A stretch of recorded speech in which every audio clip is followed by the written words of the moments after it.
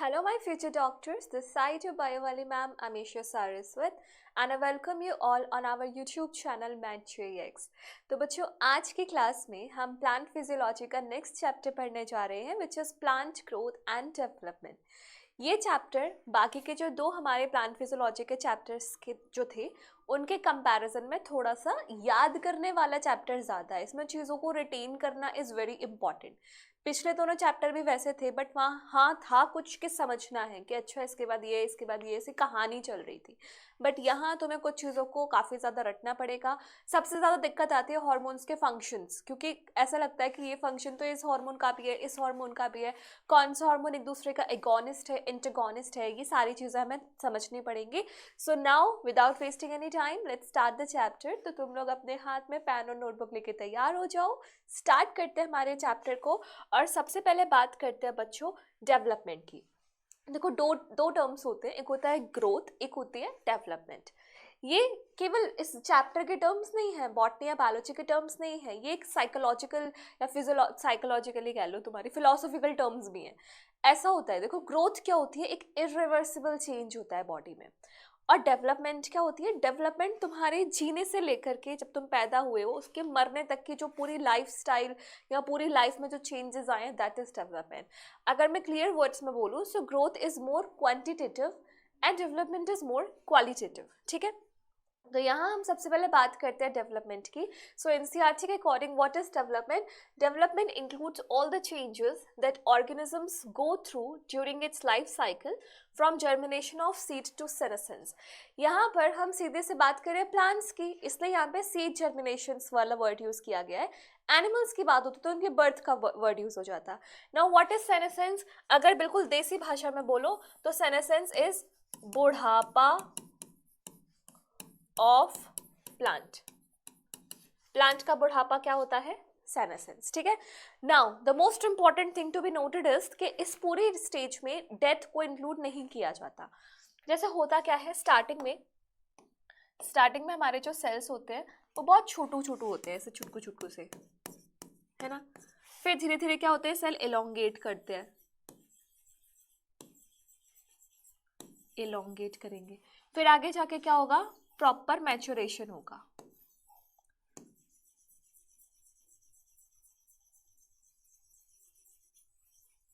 They will get matured.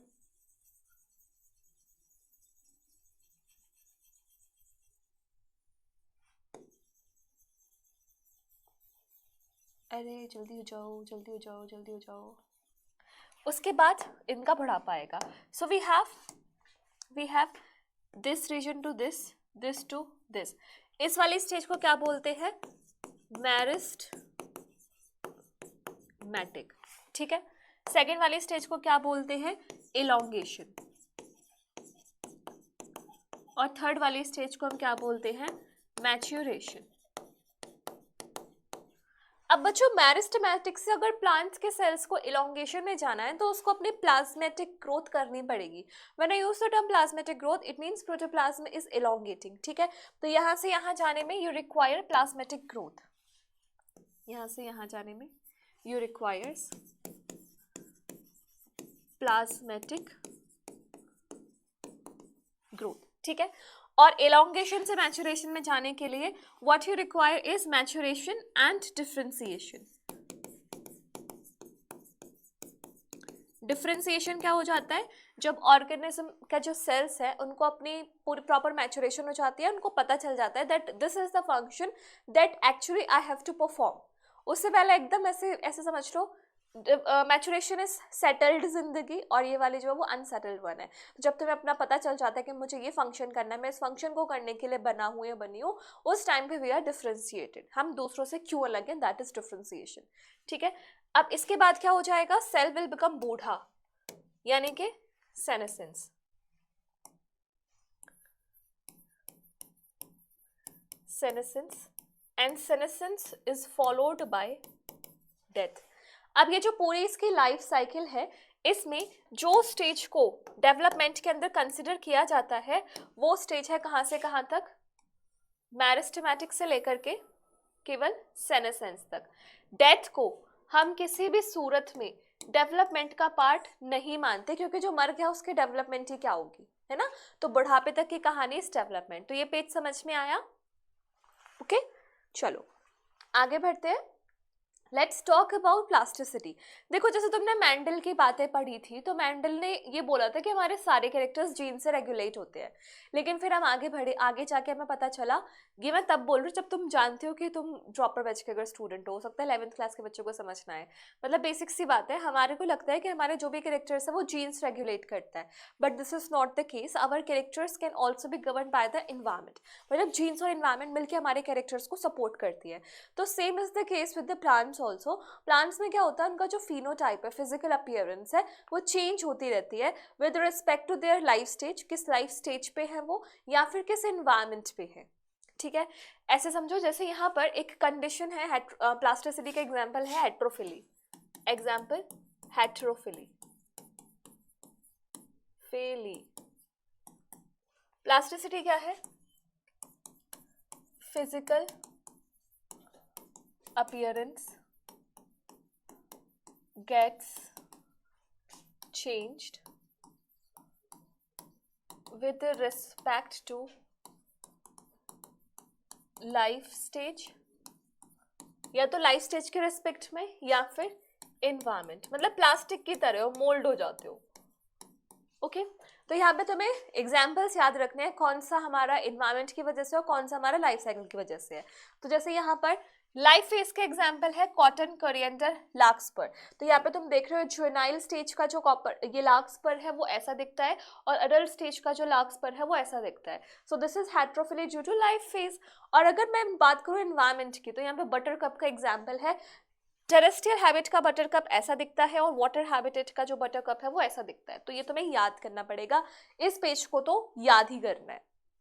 Clear है? Okay, moving on.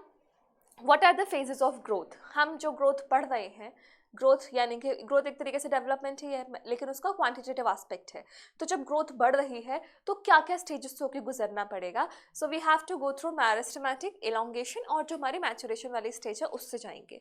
तो meristematic के केस में क्या होता है, यहाँ पर cells are of small size, protoplasm is dense. याद है मॉर्फोलॉजी में भी हमने पढ़ा था, रूट्स के जोन्स पढ़े थे, zone of meristematic activity, zone of elongation, zone of maturation, वही वाली कहानी है ये भी। ठीक है, तो प्रोटोप्लाज्म इज डेंस। उसके बाद वैक्यूल मे बी रिड्यूस्ड और एब्सेंट। इसके बाद cell wall is primary. Cell chapter से कनेक्ट करो, प्राइमरी सेल वॉल होती थी, बहुत सॉफ्ट होती है, थिन होती है, सेलुलोजिक होती है, और डिवाइड करके सेकेंडरी सेल वॉल्स बनाती है। ठीक है, और सबसे इंपॉर्टेंट चीज जो मैरिस्टेमेटिक सेल्स में होती है वो होती है भर भर के प्लाज्मो डेसमेटल connection, because at the delicate stage we requires strong intercellular communication, और वो प्लांट्स में किस केस से होता है?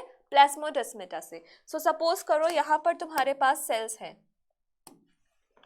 here we have cells, ये सारे सेल्स मैरिस्टेमेटिक है।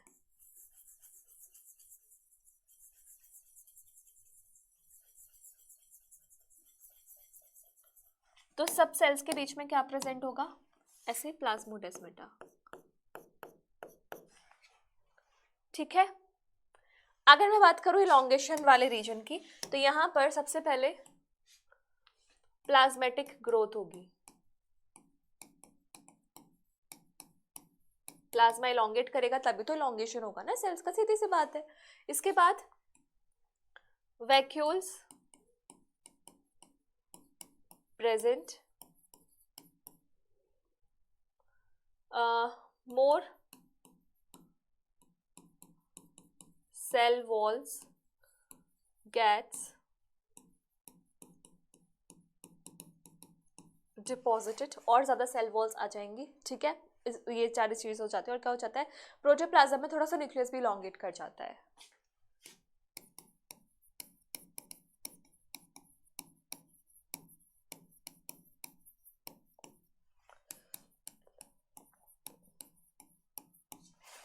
वही अगर मैं मैचुरेशन की बात करूं तो cells become differentiated. Cell walls के अंदर एक्स्ट्रा थिकनिंग्स आ जाती है, जैसे लिग्निन आना हो, सुबेरिन आना हो, वो सारी चीजें आ जाती है।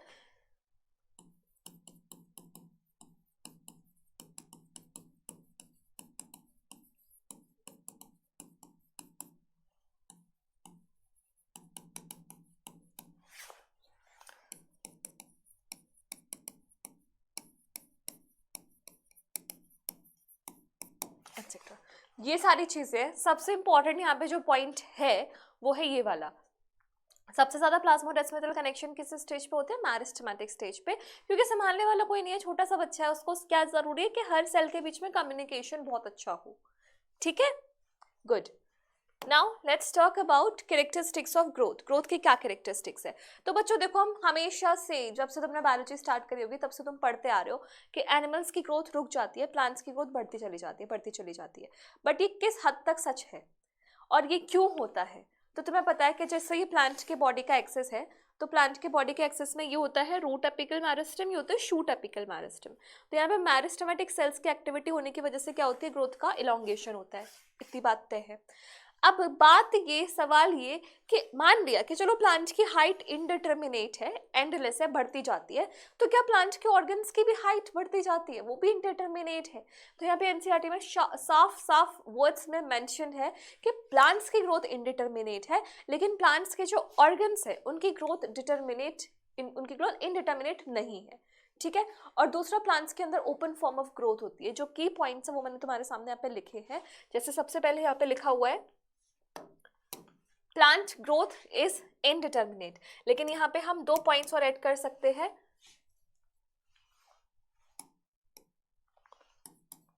प्लांट ऑर्गन्स कैसी होती है? डिटर्मिनेट। ठीक है। और दूसरा, यहाँ पे जो मेरिस्टेमेटिक टिश्यूज होते हैं जो ग्रोथ के लिए रिस्पॉन्सिबल होती है, ये लोकलाइज्ड भी होते हैं। लोकलाइज्ड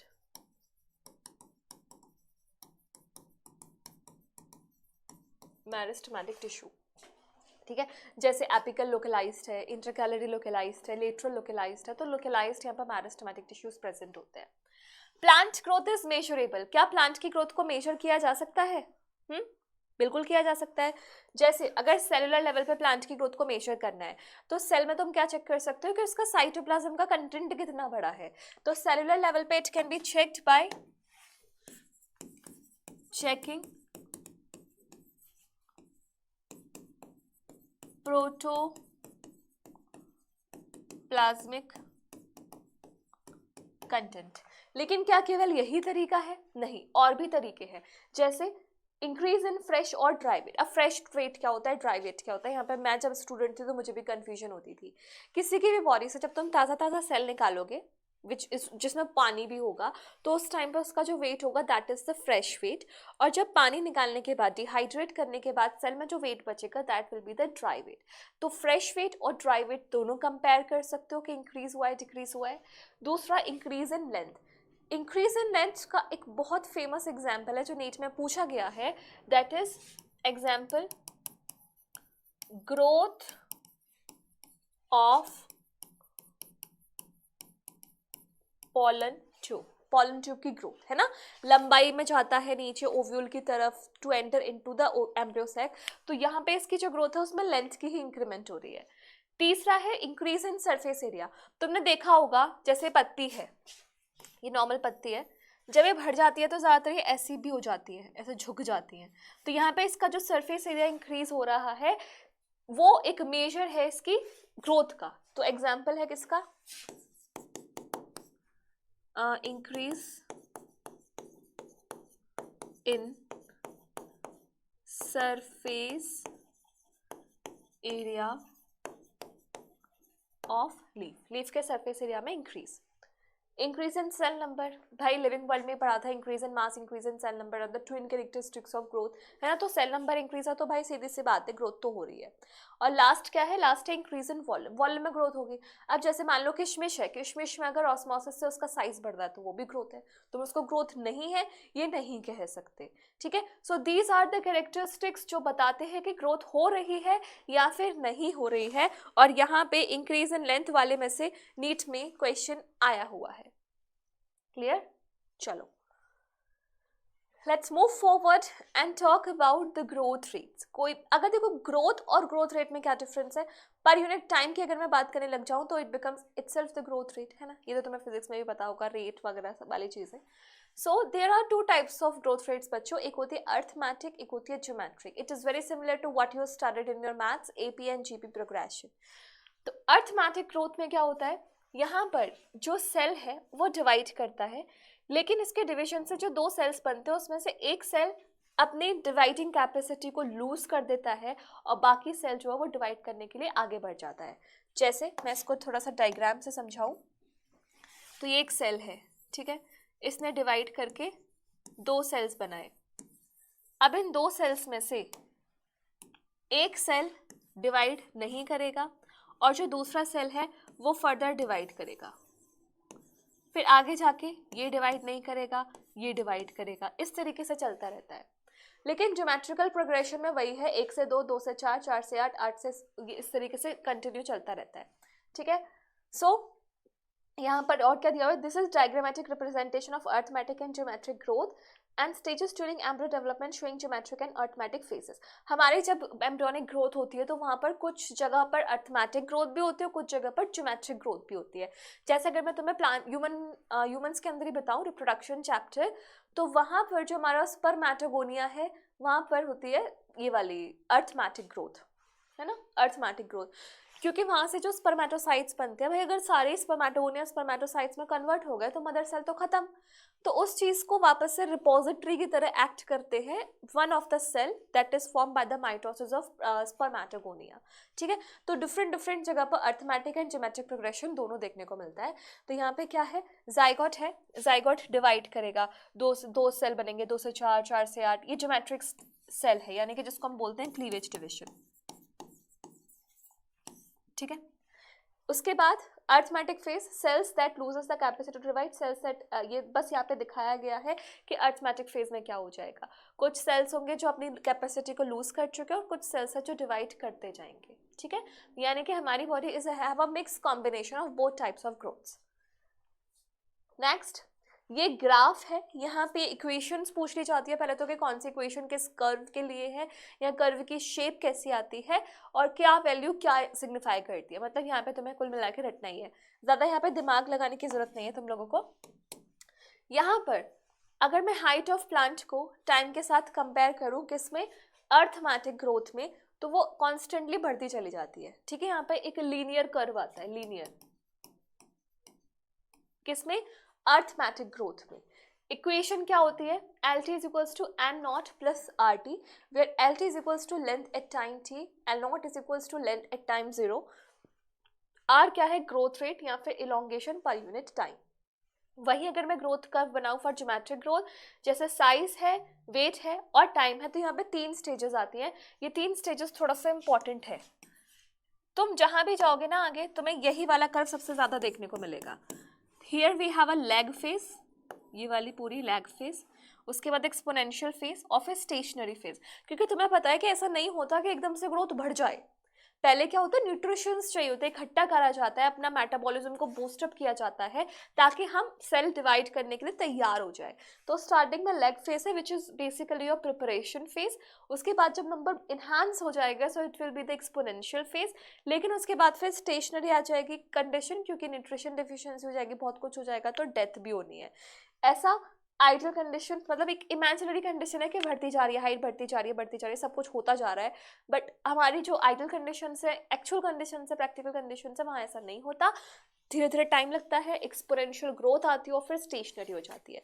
तो यहाँ पे जो इक्वेशन है that is W1 equals to W0 e की पावर RT, ये फाइनल साइज है, W0 is your initial size, R is the growth rate, T is the time of growth, और E तो तुम्हें पता ही है हमारा नेचुरल लोगैरिथम का जो बेस होता है, ये वो E है. ठीक है, okay. Next is the condition for the growth. तुम ग्रोथ करा रहे हो तो ग्रोथ के लिए क्या क्या कंडीशंस है ये पता होना चाहिए. सीधी सी बात है, तुम्हें इसको ऐसे मत समझो कि तुम्हें ये पढ़ना है नीट के लिए, बोर्ड्स के लिए, इसलिए तो वैसे पढ़ दो. तुम सिंपल सोचो, तुम्हें अपनी ग्रोथ करानी है तो ग्रोथ के लिए तुम्हें क्या क्या चाहिए. यही कंडीशंस तो चाहिए ना. पानी चाहिए, ऑक्सीजन चाहिए, न्यूट्रिएंट्स चाहिए, टेम्परेचर चाहिए. अब पानी क्यों चाहिए? Because pani is a universal solvent and major constituent of protoplasm. Major constituent है प्रोटोप्लाज्म का. दूसरी बात यहाँ पे क्या है कि all enzymatic reactions depend on pani. पानी पे डिपेंड करेंगी क्योंकि सारे सॉल्यूट्स जो है वो पानी में डिसॉल्व रहते हैं. ठीक है. दूसरा मतलब तीसरा, टर्जिडिटी helps in maintaining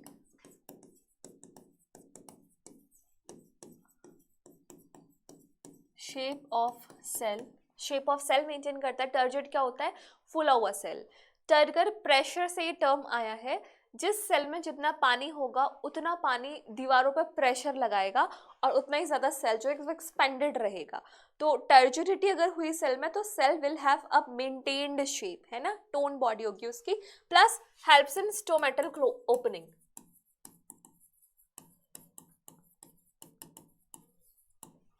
ठीक है, क्लियर है.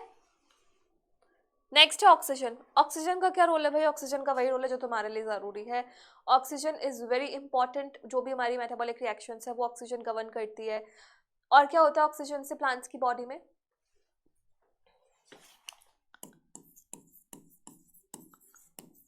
सीड जर्मिनेशन, है ना.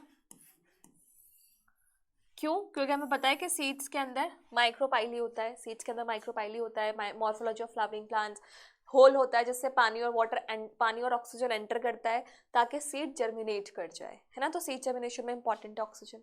फिर है न्यूट्रिएंट्स. न्यूट्रिएंट्स में दोनों ही न्यूट्रिएंट्स है, micro nutrients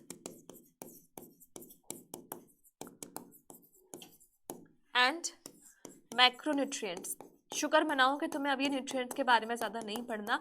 mineral nutrition chapter में हमें पढ़ना पड़ता था डिटेल में दोनों न्यूट्रिएंट्स के बारे में. तो कुल मिला के न्यूट्रिएंट्स यानी कि जो भी खाना पीना, भाई प्लांट क्या कुछ नहीं करता न्यूट्रिशन के लिए. प्लांट अपने आप को कार्निवोर बना लेता है जैसे insectivorous plants. Plant symbiotic relationship acquire कर लेता है जैसे राइजोबियम के साथ, coralloid roots, mycorrhizal roots, just to obtain nutrients. भाई खाना पीना दाल रोटी नहीं बनेगी तो प्लांट्स क्या करेंगे? रॉ मटेरियल तो चाहिए ना खाना बनाने के लिए भी. तो for that they require nutrients. Temperature, temperature में भी वी रिक्वायर ऑप्टिमम टेम्परेचर. क्यों?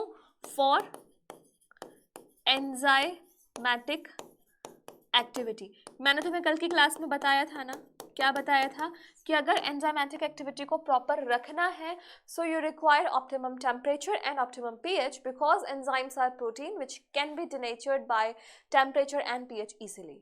सो ऑप्टिमम टेम्परेचर का होना भी वेरी इंपॉर्टेंट बात है. इसके अलावा एनसीईआरटी ने एक बात लिखी है, वो बात क्या है वो मैं तुम्हें बताती हूँ. रुको, स्माइली के साथ.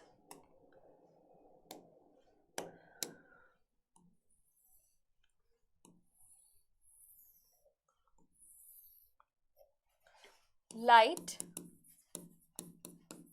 And gravity. जैसे ये सारे फैक्टर्स तो तुम्हें हमेशा चाहिए प्लांट्स को. लेकिन दो ऐसे फैक्टर्स है जो प्लांट को स्पेसिफिक लाइफ स्टेज पे चाहिए होता है, that is light and gravity. Are required during specific stages. ठीक है, समझ में आया? स्पेसिफिक स्टेज में we require light and gravity, we मतलब plants. Okay, now let's move forward and talk about the next important topic, which is differentiation, de-differentiation and redifferentiation. बच्चों इसके नाम में मत जाना, बहुत ही सिंपल सी बात है, तुम्हें अभी अच्छे से समझ में आएगी। जैसे क्या होता है, प्लांट्स की एनाटॉमी की तरफ थोड़ा सा चलते हैं। कहानी क्या चलती है, प्राइमरी मेरिस्टेम जो होता है वो कन्वर्ट होता है प्राइमरी परमानेंट टिश्यू में। फिर ये प्राइमरी परमानेंट टिश्यू वापस से डी डिफरेंशिएट करके बन सकता है सेकेंडरी मेरिस्टेम। फिर सेकेंडरी मेरिस्टेम बनेगा सेकेंडरी परमानेंट टिश्यू। अब ये क्या झोल है,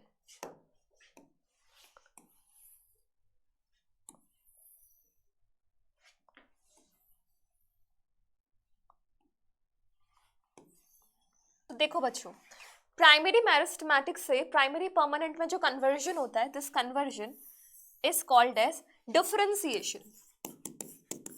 डिफरेंशिएशन, व्हाट इज डिफरेंशिएशन?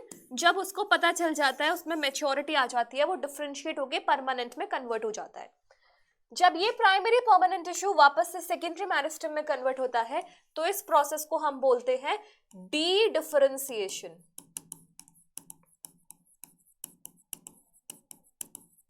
यानी कि उसकी जो डिफरेंशिएटेड वाली प्रॉपर्टी थी वो लूज हो गई। सेकेंडरी मेरिस्टेम से जब ये सेकेंडरी परमानेंट टिश्यू में कन्वर्ट होगा, इसे कहा जाता है रीडिफरेंशिएशन। यानी कि वापस से वो डिफरेंशिएट हो गया। जब भी परमानेंट बनेगा तब वो डिफरेंशिएट होगा, अगर वो मेरिस्टेमेटिक बना यानी कि वो डी डिफरेंशिएटेड है, डिफरेंशिएटेड नहीं है। ठीक है, अब इसका जैसे एग्जाम्पल समझो।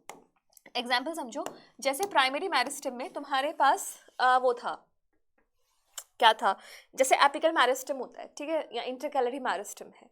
वो डिवाइड करेंगे, डिवाइड करके मान लो उन्होंने बना दिया प्राइमरी जाइलम, प्राइमरी फ्लोएम, या वास्कुलर टिश्यू बना दिया, कुछ भी बना दिया।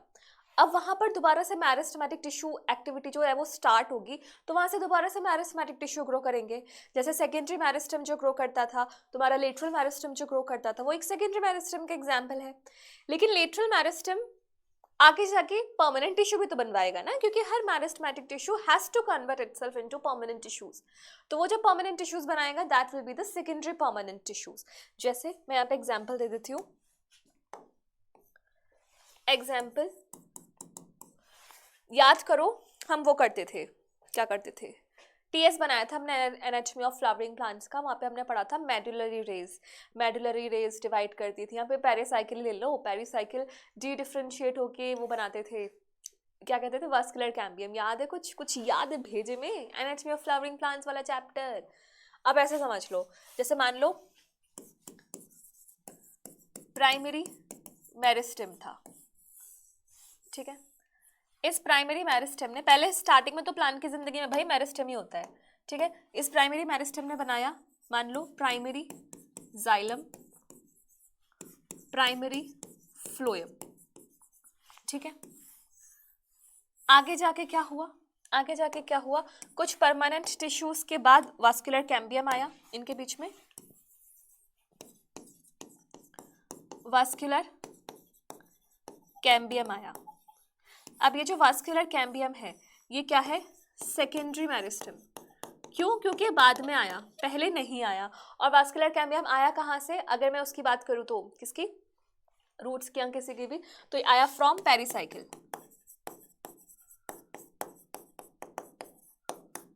है ना। तो पेरिसाइकिल तो परमानेंट टिश्यूज थे ना, वहां पे डी डिफरेंशिएशन हुआ तो सेकेंडरी मेरिस्टेम बना। फिर इस सेकेंडरी मेरिस्टेम से आगे जाके क्या बने हमारे, सेकेंडरी जाइलम, सेकेंडरी फ्लोएम।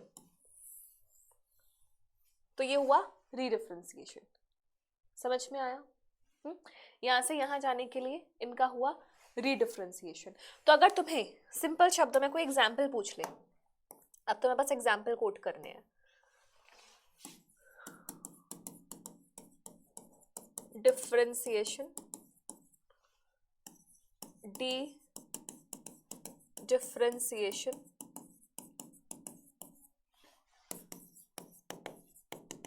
री डिफरेंशिएशन।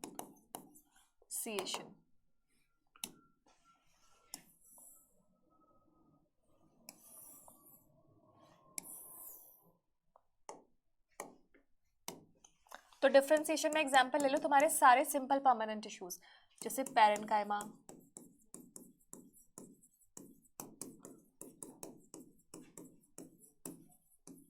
कोलेनकाइमा,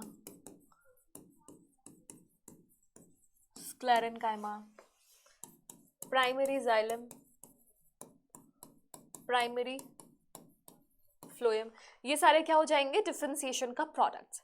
डी डिफरेंशिएशन का एग्जांपल ले लो भाई, वास्कुलर कैम्बियम, कॉर्क कैम्बियम, ये किसका हो गए? डी डिफरेंशिएशन का। अब रीडिफरेंशिएशन क्या होगा? इन्हीं का ही डिफरेंशिएटेड प्रोडक्ट होगा। Example secondary xylem, secondary phloem, secondary cortex, ये सारे क्या हो गए? रीडिफरेंशिएशन का प्रोडक्ट। ठीक है, तो बहुत ही ज्यादा कहानी सिंपल है, कुछ भी दिक्कत की बात नहीं है। जहां पे मेरिस्टेमेटिक तुमने बनाया, चाहे प्राइमरी चाहे सेकेंडरी, उसे कन्वर्ट होकर परमानेंट बनाना ही है। अगर पहली बार उसने बनाया है तो डिफरेंशिएशन हुआ, अगर दोबारा से उसने बनाया है तो वो रीडिफरेंशिएशन हुआ। ठीक है, चलो अब आगे बढ़ते हैं, बात करते हैं प्लांट ग्रोथ रेगुलेटर्स की। प्लांट की बॉडी की ग्रोथ को रेगुलेट करने के लिए बहुत सारे सब्सटेंसेस मौजूद हैं। उनमें से एक सब्सटेंस है फाइटो हार्मोन्स, यानी कि प्लांट के हार्मोन्स। तो प्लांट ग्रोथ रेगुलेटर्स पीजीआर, वैसे हम इन्हीं को ही इक्विवेलेंट मान लेते हैं फाइटो हार्मोन्स के, बट प्लांट ग्रोथ रेगुलेटर्स में फाइटो हार्मोन्स के अलावा वो सारे केमिकल्स आर्टिफिशियल भी आ सकते हैं जो उनकी ग्रोथ को रेगुलेट कर रहे हैं। तो इनका एक एग्जाम्पल है फाइटो हार्मोन्स।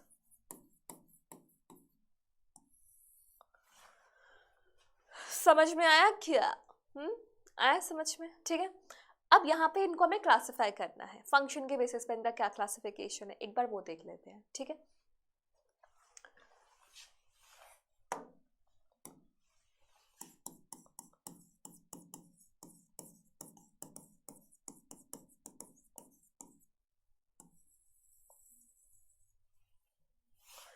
तो यहाँ पे we have two types of categories.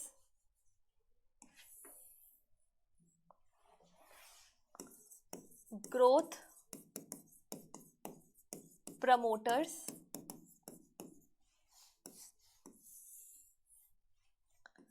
and growth inhibitors.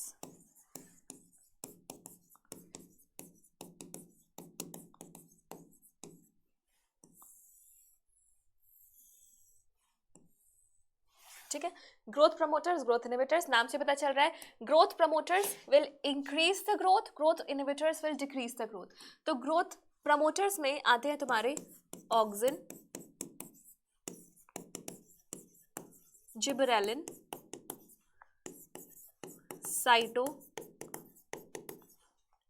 ठीक है, ऑक्सिन, जिबरेलिन, साइटोकाइनिन। और यहाँ पे इनहिबिटर में आता है तुम्हारा एब्सिसिक एसिड, यानी कि ABA और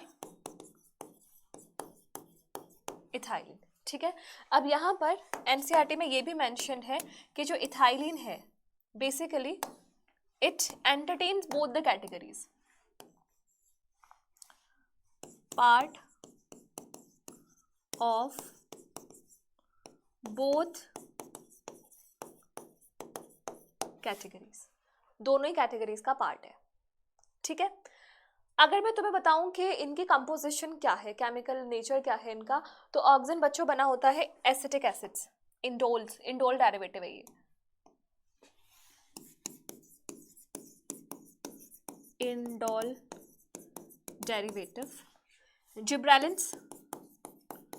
टर्पेनॉइड्स। साइटोकाइनिन तुम्हारा प्यूरीन डेरिवेटिव है, ज्यादातर एडेनिन का डेरिवेटिव होता है ये। Abscisic acid carotenoids.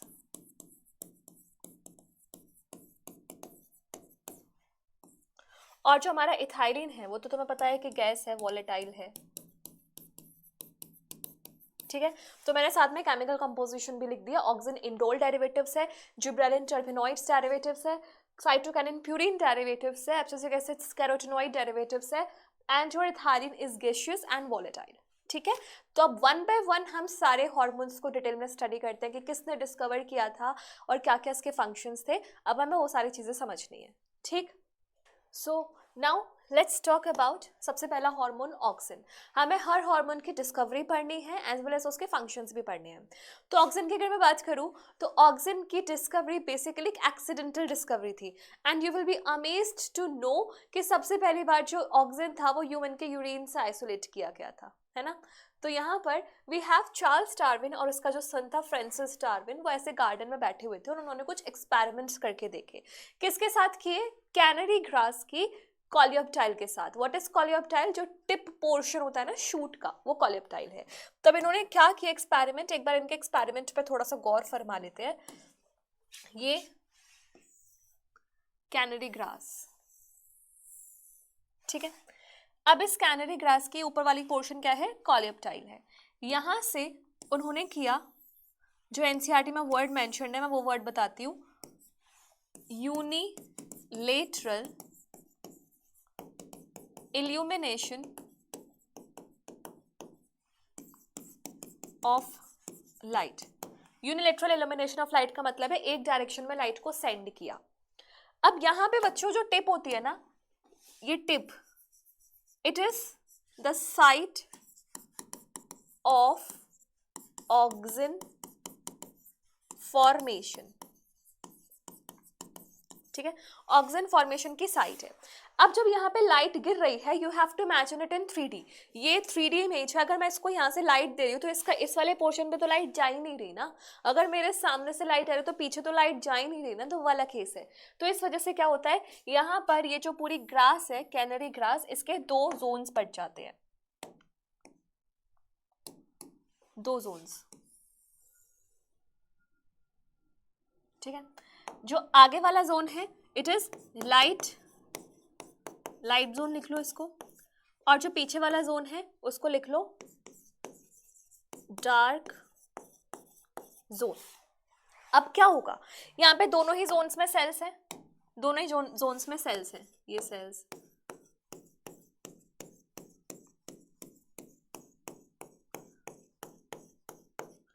अब ऑक्सिन क्या करेगा? ऑक्सिन डिफ्यूज करेगा इस वाले जोन में, यहाँ ऑक्सिन ज्यादा डिफ्यूज करेगा, यहाँ नीचे तक जाएगा।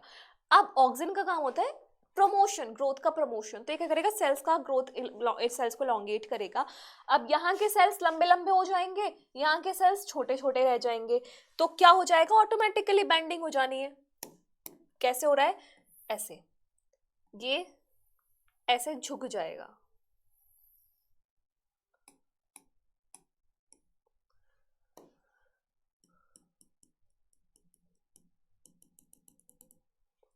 आगे वाले जो जोन्स हैं वहां के सेल्स रह गए छोटे छोटे। अरे इतने भी छोटे नहीं यार, कम ऑन, ऐसे। और जो पीछे वाले सेल्स हैं वो इलोंगेट हो गए। तो इनके इलोंगेशन से तो इनके ऊपर असर पड़ा है ना।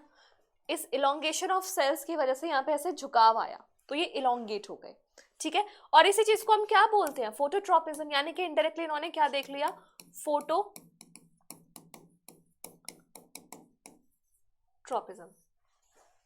ठीक है। कैसे? Because auxin diffused in dark zone and caused cell elongation, ठीक है। सेल elongation करा दिया इसने। अब अब क्या होगा? ये सेम ऐसा ही एक्सपेरिमेंट F.W. वेंट ने किया था किसके साथ? ओट सीडलिंग्स की कॉलियोप्टाइल के साथ। इसके लिए तुम नीट में AIPMT में क्वेश्चन जरूर देखोगे, लिखा आता है अवीना कर्वेचर ऐसे, तो वो यही है। ओट्स के सीडलिंग के साथ जो F.W. वेंट ने एक्सपेरिमेंट किया था वो यही है। ठीक है, चलो आगे बढ़ते हैं, बात करते हैं। कहाँ गए? रुको, आगे बढ़ते हैं, बात करते हैं इसके टाइप्स की। तो इसके दो टाइप्स होते हैं, नेचुरल एंड आर्टिफिशियल। तो यहाँ पे मैंने तुम्हें बताया था कि हमारा ये जो ऑक्सिन है वो एक इंडोल डेरिवेटिव है।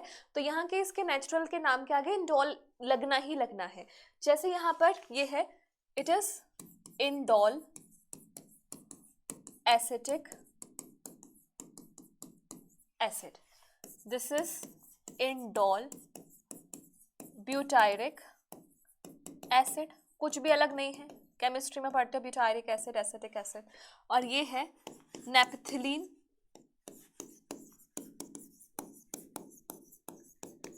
Acetic acid. ये तीनों कैसे हैं? नेचुरल। वही अगर मैं बात करूं 2,4-D विच इज आर्टिफिशियल, तो इसका क्या है? 2,4-डाइक्लोरोफिनॉक्सी एसिटिक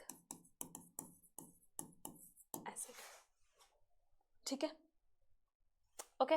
नाउ यहां पे ही मैं इसकी इंपॉर्टेंट बात बता देती हूँ 2,4-D की। 2,4-D इज बेसिकली ए वीडेसाइड। क्या है ये? वीडेसाइड। बट डाइकॉट्स और मोनोकॉट्स में से किसके लिए? ये भी नीट्स में क्वेश्चन पूछा जाता है। तो याद रखना यहाँ पर ये मोनोकॉट्स को अफेक्ट नहीं करता, ये केवल डाइकॉट्स को ही अफेक्ट करता है। ठीक है, so 2,4-D is a weedicide that affects dicot weeds, not monocot weeds. तो यहाँ से एक क्वेश्चन आना ही आना है। ठीक है, अब बात कर लेते हैं इसके रिमेनिंग फंक्शंस की। फंक्शंस, बहुत सारे फंक्शंस हैं, थोड़ा सा रिलेट करने की कोशिश करेंगे तो आ जाएगा। होगा क्या? जैसे ये हमारी शूट है, ये हमारी शूट है। तो यहाँ ये जो ऊपर वाला पोर्शन है इसे हम क्या बोलते हैं? एपिकल बड। और ये जो साइड में आती है this is axillary bud.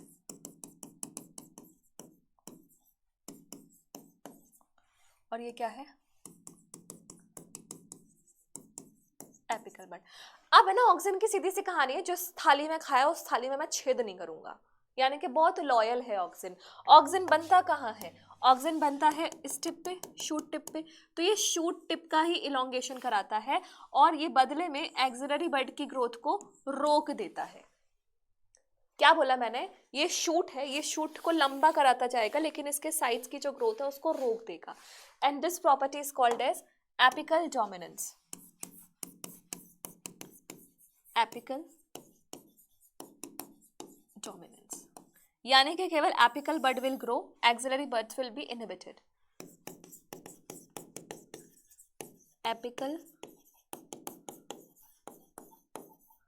Bud will grow only.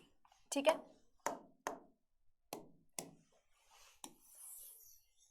एक फंक्शन हो गया इसका। अब तुमने देखा होगा गार्डनर्स जो होते हैं, जैसे किसी पार्क में जाओ या स्कूल में भी जाओ तो गार्डनर्स हमेशा से कैंची लेके काटते रहते हैं, खासकर जो बुशी वाले जो फेंसिंग के लिए यूज होते हैं पेड़, उनको क्यों काटते हैं? Because they try to remove the apical portion, क्योंकि अगर एपिक्स हट जाएगी तो ऑक्सिन वाला पोर्शन थोड़ा सा कम हो जाएगा। तो ये जो वो है हमारा क्या कहते हैं एपिकल डोमिनेंस है, वो कहीं ना कहीं इनहिबिट हो जाएगी, तो एक्सिलरी बड्स की ग्रोथ हो जाएगी। तो यानी कि अगर मैंने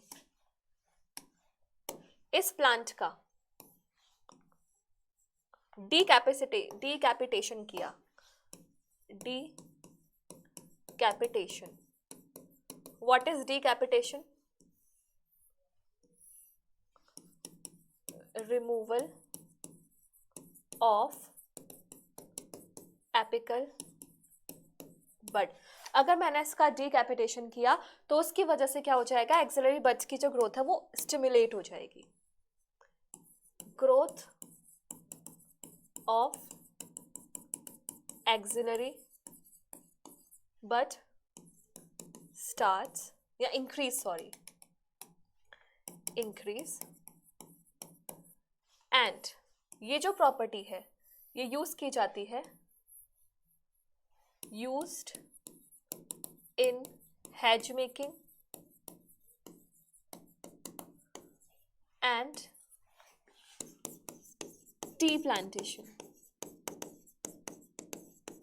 hedge making और टी प्लांटेशन में ये प्रॉपर्टी यूज की जाती है। ठीक है, तो एक फंक्शन समझ में आया, एपिकल डोमिनेंस। ओके, दूसरा समझो। दूसरा ही क्या करता है, स्टिम्युलेट्स routing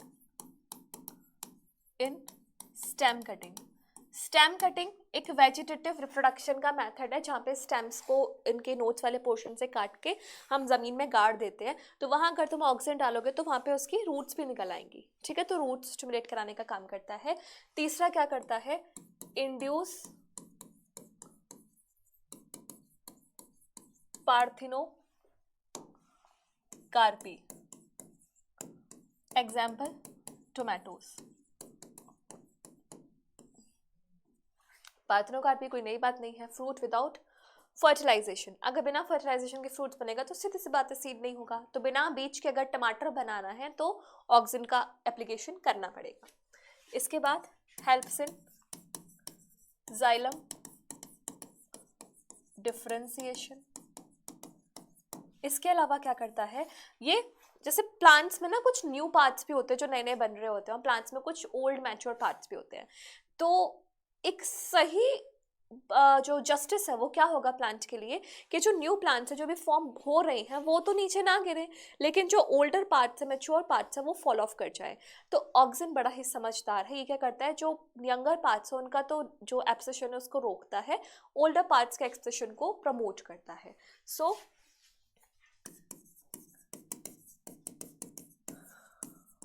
falling of new parts and promotes it for older parts। ठीक है, इसके अलावा ये फ्लावरिंग भी इंड्यूस करता है, इंड्यूस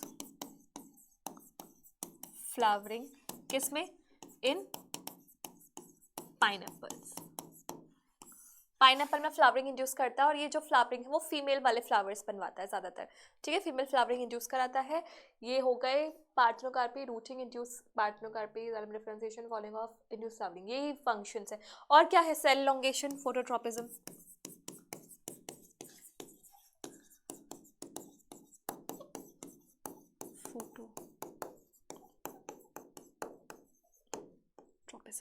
ठीक है, तो ये है किसके फंक्शंस, ऑक्सीजन के फंक्शंस। ठीक है, अगर तुम इनको रिलेट कर करके पढ़ोगे ना तो लॉन्ग टर्म तक रिटेंशन रहेगा, लेकिन जहाँ तुमने इनको रटने की कोशिश की एकदम, मतलब ऐसे कि यार पेपर है, करना है, देना है, तो बस वहाँ पे थोड़ी सी बात फंस जाएगी। तो थोड़ा कहानी बना बना के इनको पढ़ोगे तो आसानी से हो जाएगा। Next hormone is your gibberellic acid, acidic hormone है, और आज के टाइम तक हमने 100 जिब्रेलिक एसिड खोज लिए हैं। इनको हम रिप्रेजेंट करते हैं GA1, GA2, GA3, GA4 इस टाइप से, और जो सबसे ज़्यादा पोटेंशियल जिब्रेलिक एसिड है वो है GA3। ठीक है, मोस्ट पोटेंट। अब इसकी कहानी क्या है डिस्कवरी की, इसको खोजा गया था ई कुरोसावा के द्वारा। होता क्या है, जनरली हमारा जो राइस प्लांट है वो एकदम चुटकू सा होता है, प्यारा सा। ठीक है, पैडी फील्ड्स में, पैडी क्रॉप है ये। अब इसने देखा कि इसके खेत में ये कुछ ऐसा देखने को मिला, लंबा लंबा लेकिन थोड़ा ऐसे गिरा हुआ।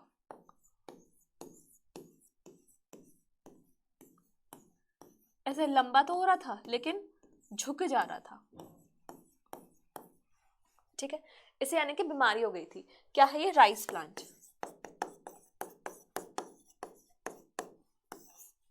सो यहां इसको जो बीमारी हुई थी उस बीमारी का तो नाम क्या दिया, बिकाने फुलिश सीडलिंग डिसीज, जो कि इस प्लांट को हो गई है। जब इसने इसके अंदर के केमिकल कॉन्स्टिट्यूएंट्स को देखना चाहा कि किस पैथोजन ने इफेक्ट किया है या क्या है ऐसा जो इसकी वजह से इन्फेक्शन हुआ, तो यहाँ इसे पता चला एक फंगस का इन्फेक्शन हुआ है जिसका नाम है जिबरेला फ्यूजीकुरोय।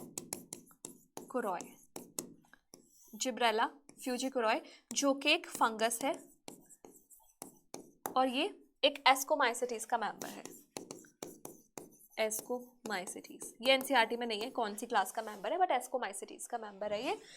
यहाँ पर फिर जब इसने इसके केमिकल्स को खोजा तो इसने देखा कि इसके अंदर मिला इसको जिबरेलिक एसिड।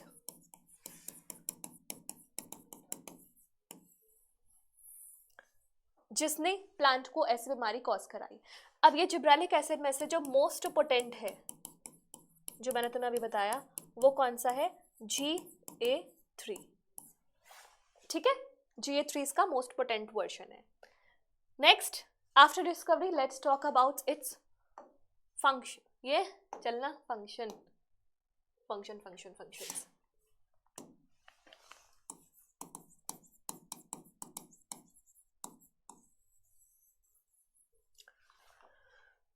देखो इसका काम होता है तुम्हें जहां कहीं की भी इंटरनोड इलोंगेट करानी है तुम इंटरनोड इलोंगेट करा लो, जिब्रेलिक एसिड आराम से कर देगा। तो जैसे इसका पहला एग्जाम्पल क्या हो गया, इंटरनोड इलोंगेशन। तो इंटरनोड इलोंगेशन में तुम्हारे पास दो एग्जाम्पल्स हैं, एक है शुगर केन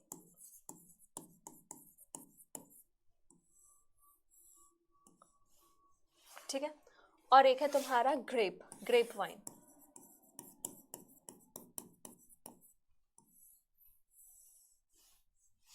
ठीक है, sugarcane and grape wine. तो शुगर केन में बच्चों क्या होगा, ये शुगर केन है, ये इसकी नोट्स हैं। तो मैं ये तो पता है ना स्टेम में दो पार्ट्स होते हैं, नोट्स और इंटरनोट्स। तो अगर हमने इसमें जिब्रेलिक एसिड डाला तो ये कुछ ऐसा हो जाएगा, इसकी इंटरनोट्स दूर दूर ऐसे। ठीक है, अब ग्रेप वाइन्स में कैसे काम आता है, ये जो स्टॉक है पहली बात तो इसमें अंगूर के गुच्छे थोड़े दूर दूर लगे, और दूसरा एक गुच्छे में भी हर ग्रेप के बीच में डिस्टेंस ज्यादा रहे, ऐसे।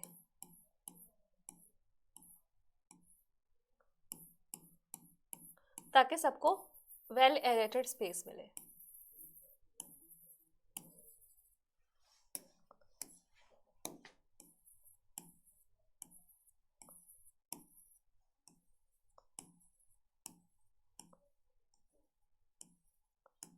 ये अंगूर है, तो इनके बीच में डिस्टेंस अगर इंक्रीज करना है तो भी हमें जिब्रेलिक एसिड का यूज करना होगा, because it helps in internode elongation. Okay, दूसरा अगर मैं बात करूं इसके सीड से रिलेटेड फंक्शन की, तो सीड को लेकर के ये बहुत ही ज्यादा जज्बाती है। क्यों? क्योंकि ये सीड की इंक्रीज करता है उसका जर्मिनेशन, डिक्रीज या फिर डिले करता है उसका डोरमेंसी, इंक्रीज करता है माल्टिंग,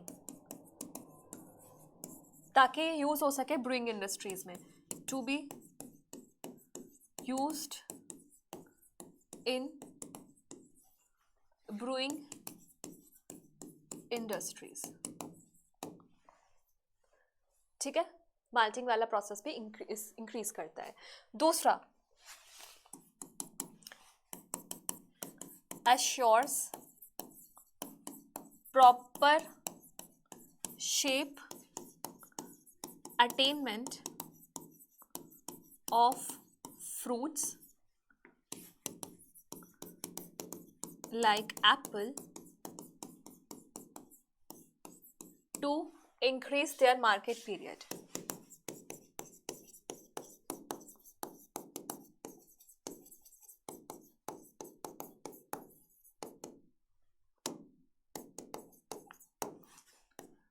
अगर कोई जो फ्रूट है वो प्रॉपर शेप में आने तक का टाइम लेगा और प्रॉपर अगर वो बनेगा तो मार्केट पीरियड भी उसका एक्सटेंड होगा, उसकी शेल्फ लाइफ भी एक्सटेंड होगी। तो ये कौन करता है? हमारा जिब्रेलिक एसिड। जिब्रेलिक एसिड और क्या करता है?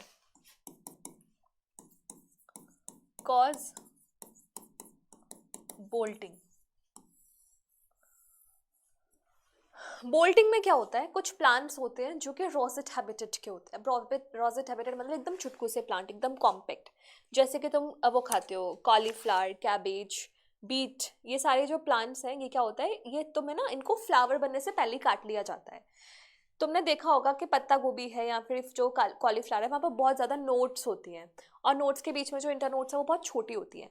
अगर मैं उसको फ्लावरिंग से पहले ही उसके अंदर वो डाल दूँ, जिब्रेलिक एसिड डाल दूँ, तो नोट्स के बीच की इंटरनोट्स इलोंगेट हो जाएंगी, यानी कि जो तुम्हारी पत्ता गोभी या कॉलीफ्लावर नीचे ऐसे छोटी सी थी वो ऐसे इलोंगेट कर जाएगी और वहाँ से बड़े बड़े फ्लावर्स भी निकलेंगे।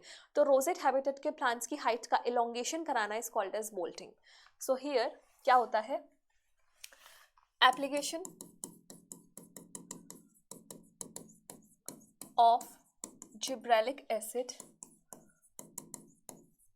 prior to flowering। ये लाइन नीट के लिए इंपॉर्टेंट है क्योंकि वहां पे क्वेश्चन में कंफ्यूज किया जाता है कि फ्लावरिंग से पहले, फ्लावरिंग के बाद या फ्लावरिंग के टाइम पे ही। तो फ्लावरिंग से पहले तुम्हें डालना है gibberellic acid. Application of GA prior to flowering causes internode elongation in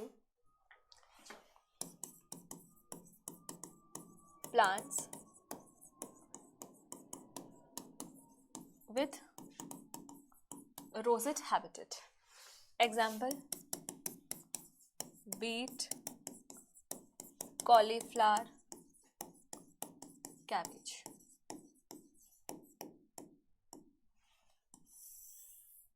clear? समझ में आया? Okay, good. तो ये है हमारा जिब्रेलिन का फंक्शन। ये याद रखना है, इसके जो सीड वाले पॉइंट्स हैं इंपॉर्टेंट है कि ये सीड जर्मिनेशन को क्या करता है? प्रमोट करता है और सीड डोरमेंसी को प्रिवेंट करता है। बोल्टिंग हो गया। दूसरा, अगर मैं spray gibberellic acid on juvenile conifers hastens, यानी कि इंक्रीजेस देयर मैच्योरिटी, मतलब जल्दी से उनको मैच्योर बनाने का काम करता है जुवेनाइल कॉनिफर्स को, अगर तुम उसमें जिब्रेलिक एसिड डाल दोगे तो।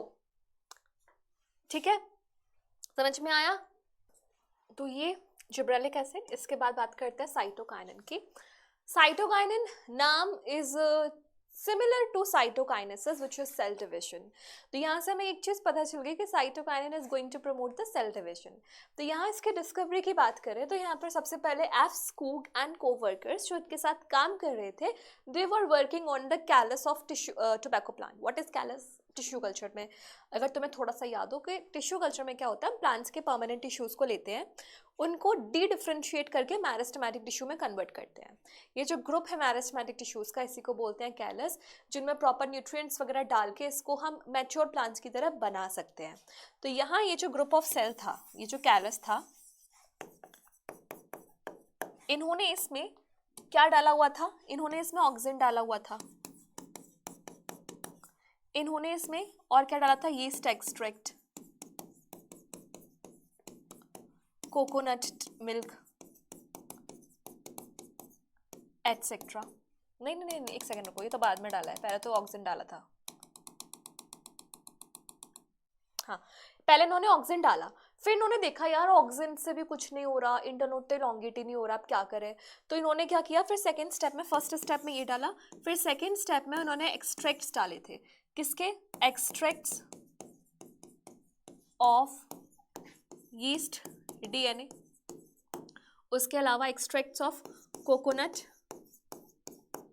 मिल्क, कॉर्न कर्नल, ये सारी चीज़ें डाली।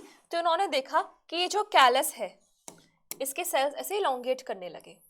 ठीक है, इलोंगेशन हो गया कैलस का। तो यानी कि यहाँ से यहाँ तक जाने के लिए केवल ऑक्सिन नहीं लगा, इनको ये चीजें भी लगी। अब ये चीजें क्या थी, इस पे बातें चलने लगी, ठीक है।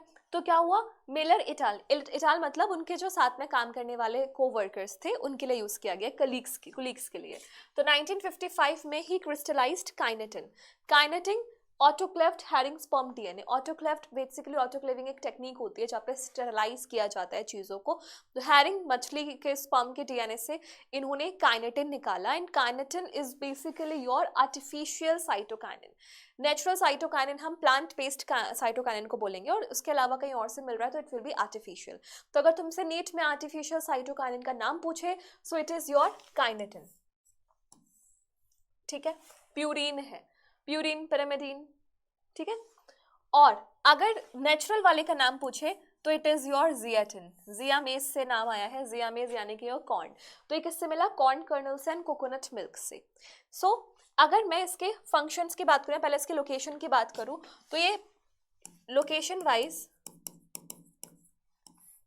यंग पार्ट्स में मिलता है जो अभी अभी बने हो, जैसे कि कोई फ्लावर की बड है, फ्रूट है, या कोई नई नई पत्ती बन रही है, शूट बड, रूट बड, या फिर टिप्स वाले पोर्शन वहाँ पे मिलता है, क्योंकि वहाँ पे भर भर के तुम्हें साइटोकाइनेसिस चाहिए होता है, तो वहाँ पे ही प्रोटेक्ट करता है, उसको प्रोवाइड करता है।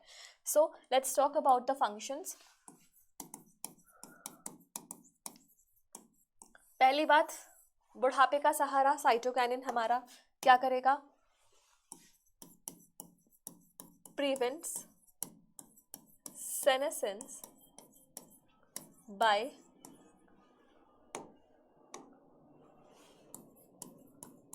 nutrient mobilization। जो पार्ट बुढ़ापे की बदौलत मर रहा है या जिसको खाने की कमी हो गई है, उसको उठा के खाना वहां पे प्रोवाइड कर देगा न्यूट्रिएंट मोबाइलाइजेशन, तो वो वापस से तंदुरुस्त मस्त दुरुस्त हो जाएगा, तो बुढ़ापा ही गया, ठीक है। जो डिले करता है साइनेसेंस को। और क्या करता है, प्रमोट्स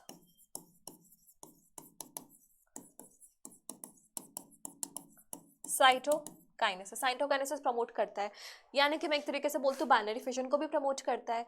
तो क्लोरोप्लास्ट अगर नए बनाने हैं तो they have to reproduce by the binary fission. तो बाइनरी फिशन कराने के लिए यू कैन अप्लाई साइटोकाइनिन।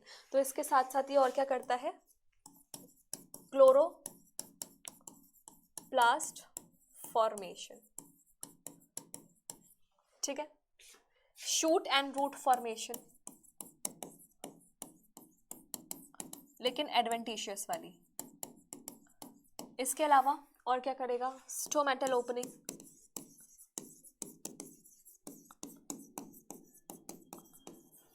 तो ये उसके कुछ फंक्शंस हैं, किसके, साइटोकाइनिन के, ठीक है। समझ में आए, इजी है, कोई दिक्कत की बात नहीं है। इसके बाद बात कर लेते हैं हमारा next hormone which is the abscisic acid.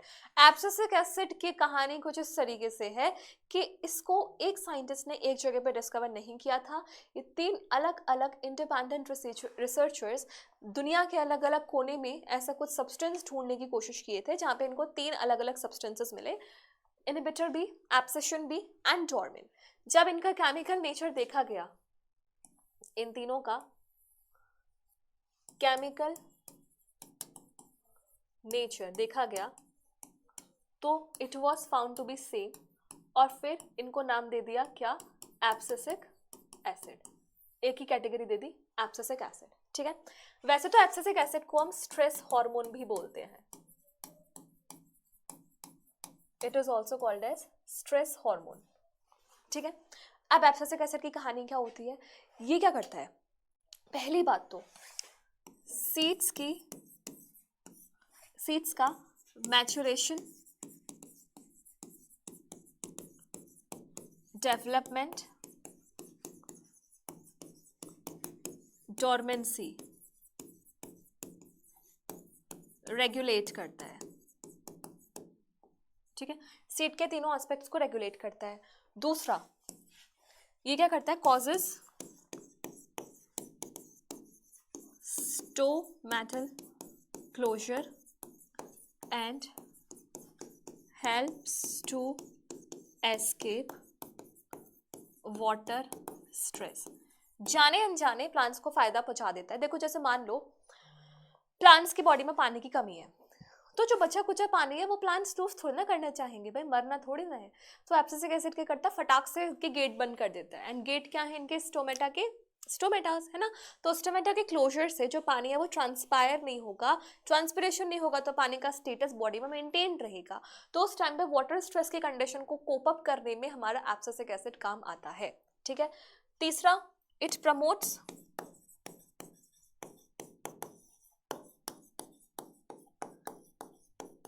Senescence, है ना, सेनेसेंस करता है। और प्रमोट्स विल्टिंग ऑफ लीव्स। तो ये कुछ फंक्शंस हैं हमारे एब्सिसिक एसिड के। कुल मिला के बात ये है, अगर तुम्हें कोई भी नेगेटिव फंक्शन दिख जाए और तुम्हें चूज करना है कि किस हार्मोन का फंक्शन है और एब्सिसिक एसिड ऑप्शन में गिवन है, so you have to close your eyes and tick abscisic acid as your correct option. ठीक है, समझ में आया। एब्सिसिक एसिड के बाद हमारा नेक्स्ट हार्मोन है which is gaseous hormone, volatile hormone, which is your ethylene. तो लास्ट हार्मोन है हमारा। इसके बाद के जो टॉपिक्स है, photoperiodism and your vernalization that have been deleted from NCERT as well as from your NEET, you might be knowing it very well. So we have to cover the syllabus of this chapter only till the hormones, phytohormones. So we are left up with the last hormone which is the ethylene. तो एक बार उसकी तरफ भी देखते हैं। Ethylene की बात करते हैं। इथाइलिन की डिस्कवरी में बेसिकली क्या हुआ था, जो एच कजिन्स हैं, क्या किया इसने, देखा कि देखो दो चीजें हैं, एक मैं रख देती हूँ यहाँ पे, ऑरेंज ऑरेंज, ठीक है, इनको मैं एक बास्केट में रख देती हूँ।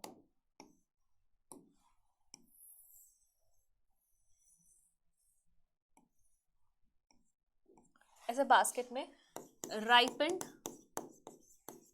ऑरेंजेस रखे हैं, ठीक, इनके अगल बगल में रखे हुए हैं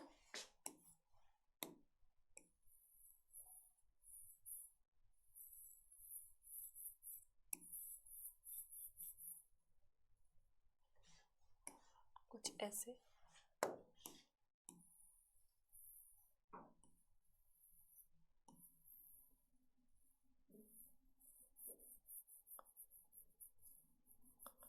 कच्चे केले। कच्चे केले कैसे बनाऊं, इसमें हरा हरा भी डालना पड़ेगा ना, थोड़ा टंच टंच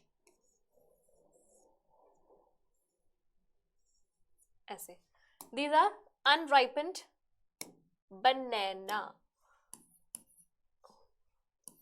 ठीक है, अनराइपेंड बनाना यानी कि कच्चे केले, ठीक है। और ये क्या है, राइपेंड ऑरेंज यानी कि पके हुए संतरे। तो इन्होंने देखा कि कुछ टाइम बाद क्या हुआ, ये जो मैंगोज हैं ये भी क्या हो गए, पक गए। पक गए क्यों, क्योंकि ये जो राइपेंड ऑरेंजेस हैं ये कुछ रिलीज कर रहे थे हवा में, ये हवा में कुछ रिलीज कर रहे थे सब तरफ, ठीक है।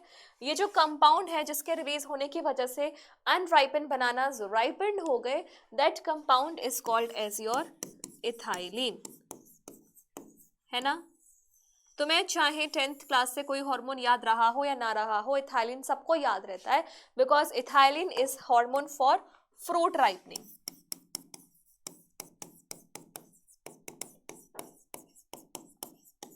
है ना। फ्रूट राइपनिंग का जो हार्मोन होता है that is your ethylene. Now अगर मैं बात करूं इनके फंक्शंस की, तो पहला फंक्शन क्या हो जाएगा, helps in fruit ripening.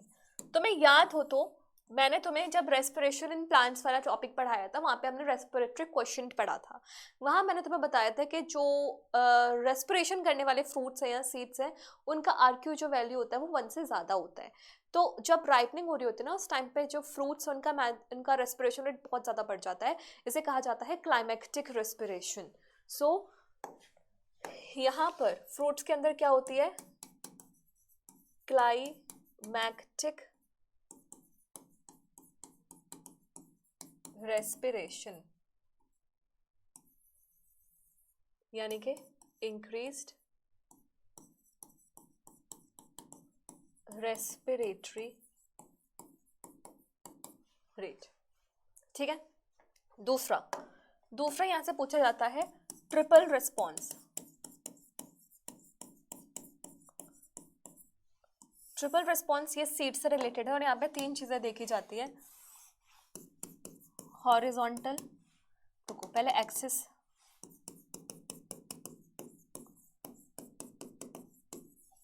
swelling, hook formation,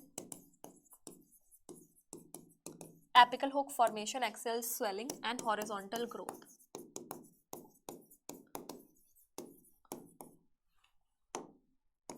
ये तुम्हें रट लेना है, ये कुछ ऐसे है, ये सीड है, सीड में यहाँ पे एक हुक बना, ठीक है, ये आगे जाके क्या करेगा, इस हुक का जो एक्सेस है वो ऐसे स्वेल अप करेगा और आगे जाके क्या होगी, इसकी हॉरिजॉन्टल ग्रोथ इस टाइप से, ठीक है। This is called as triple response या ट्रिपल हुक रिस्पॉन्स। इसके बाद अगर तुम्हें कभी भी राइस प्लांटेशन की एक्चुअल हाइट बढ़ानी हो तो तुम्हें इथाइलिन यूज करना पड़ेगा। इंक्रीज हाइट ऑफ, हाइट तो कैसी, पेट्यूल एलोंगेशन ज्यादा सही वर्ड रहेगा, इंक्रीज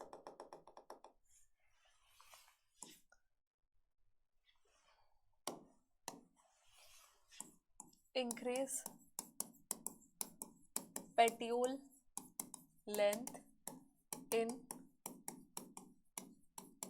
राइस प्लांट्स। जैसे पानी है, पानी के नीचे, तो ये क्या करेंगे, जब इनकी पेट्यूल इलोंगेट करेंगे तो जो लीव्स हैं वो पानी के लेवल से ऑटोमेटिकली ऊपर आ जाएंगे और एक तरीके से ऐसे ही एज्यूम होगा कि प्लांट की हाइट बढ़ चुकी है, ठीक है। तो पेट्यूल इलोंगेशन करनी हो तो कौन कराता है, इथाइलिन। दूसरा, इथाइलिन जो होता है वो प्रिवेंट करता है seed and bud dormancy. Seed, क्या कर रहे हो भाई अपने आप ही, सीड एंड बड डॉर्मेंसी, अरे RMANCY, यानी कि it is antagonist to gibberellic acid, क्योंकि वो तो इसको प्रिवेंट करता था, वो तो जर्मिनेशन को प्रमोट करता था, ठीक है। सो एक सेकेंड, नहीं, it is antagonist to abscisic acid भाई, एब्सिसिक एसिड, क्योंकि एब्सिसिक एसिड डॉर्मेंसी को प्रमोट करता है, ये प्रिवेंट करता है बिल्कुल जैसे जैसे जिब्रेलिक एसिड करता है।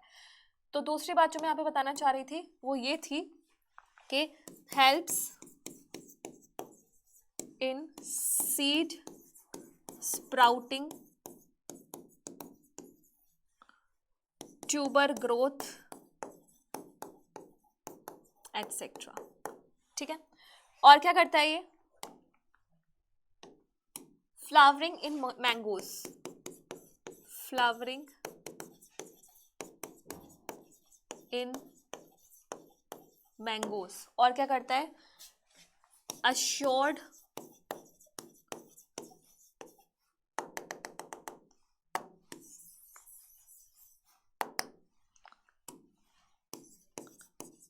synchronize flowering and fruit set in pineapple। Basically flowering induce करता है मैंगोज में, और फ्लावरिंग इंड्यूस और फ्रूट बनने के बीच का जो सिंक्रोनाइजेशन है उसको मेंटेन करता है पाइनएप्पल में, यानी कि ऑक्सिन के जैसा काम है इसका फ्लावरिंग को इंड्यूस कराना। फीमेल फ्लावरिंग पे ज्यादा फोकस इसलिए दिया जा रहा है because females have ovary, ovary have ovules. Fertilization होगा तो ऑब्वियस सी बात है कि उस प्लांट की यील्ड बढ़ेगी, प्रोडक्टिविटी बढ़ेगी, तो ये काम कौन कराता है, हमारा इथाइलिन। अब इथाइलिन का एग्रीकल्चरल यूज इतना ज्यादा है कि आर्टिफिशियली मार्केट में भी मिलता है in the form of sachet ethephon. Ethephon ऐसे पाउडर जैसा होता है जिसको तुम पानी में से घोल के प्लांट्स के ऊपर स्प्रे कर सकते हो। तो इथेफोन के क्या क्या फंक्शंस हैं, ये एनसीईआरटी की लाइन से तुम्हें एज इट इज उसको लर्न करना है, क्योंकि यहाँ पे एग्जांपल्स बहुत हैं। तो सबसे पहले hastens, the fruit ripening in tomato and apples, तो यहाँ पे चाहे किसी भी प्लांट के फ्रूट का नाम क्यों ना लिखा हो, वो तो अपनी राइपनिंग को बूस्टअप करेगा ही। इसके बाद इंक्रीज एब्सिशन, एब्सिशन मतलब होता है ये मक्खी चल रही है, बीट मत करो, हटो। हाँ ठीक है, तो एब्सेशन मतलब होता है एक लेयर बन जाती है जहाँ से वो पार्ट फॉल ऑफ कर जाता है प्लांट से, तो उसको करता है फ्लावर्स और फ्रूट्स के एब्सेशन को प्रमोट करता है, जैसे कि thinning of cotton, cherries and walnuts. तो इन प्लांट्स की जो क्रॉप्स होती है ना, वहाँ पे फालतू के जो लीव्स हैं, फालतू के जो फ्रूट्स हैं जो मैच्योर हो चुके हैं, उनको गिरा देता है ताकि प्रॉपर सनलाइट का एक्सपोजर मिल सके जो अनमैच्योर्ड पार्ट है उनको।